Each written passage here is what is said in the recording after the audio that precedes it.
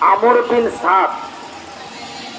সাদ হচ্ছে আশারায়ে মুবাশশারা, একজন জান্নাতি ব্যক্তি ছিলেন, জোরে বলুন সুবহানাল্লাহ। কিন্তু ওনার ছেলের নাম ছিল আমর। ওনার ছেলের নাম কি? আমর। কিন্তু তিনি ইয়াজিদের পক্ষ নিয়ে জাহান্নামী হয়ে গেছেন, জোরে বলুন নাউজুবিল্লাহ। যখন তাকে বলা হলো আপনাকে রায়ের গভর্নর বানাবো, আপনি যদি হোসাইনের বিপক্ষে যান, জোরে বলুন নাউজুবিল্লাহ, তখন তিনি সর্বপ্রথম তিনি বললেন এই ব্যাপারে আমাকে একটু রেহাই দেন, এই কাজটা আমি করতে পারবো না। তখন ইবনে জিয়াদ বললেন এই কাজ যদি তুমি না করতে পারো তাহলে তোমাকে রায়ের গভর্নর ছেড়ে দিতে হবে, ক্ষমতা কি করতে হবে? ছেড়ে দিতে হবে। এবার তিনি বললেন আমাকে একটা দিনের সময় দেন। কয় দিনের? একদিনের সময় দেন।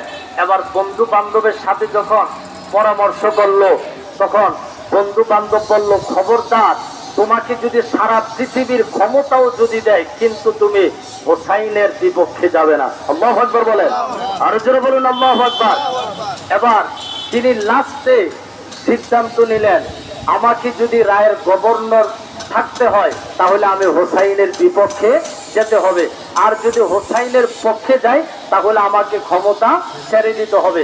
তখন তিনি লাস্ট পর্যন্ত আপনার এই ক্ষমতার লোভে তিনি হোসাইনের বিপক্ষে চলে গেলেন। জোরে বলুন নাউজুবিল্লাহ, আর জোরে বলুন নাউজুবিল্লাহ।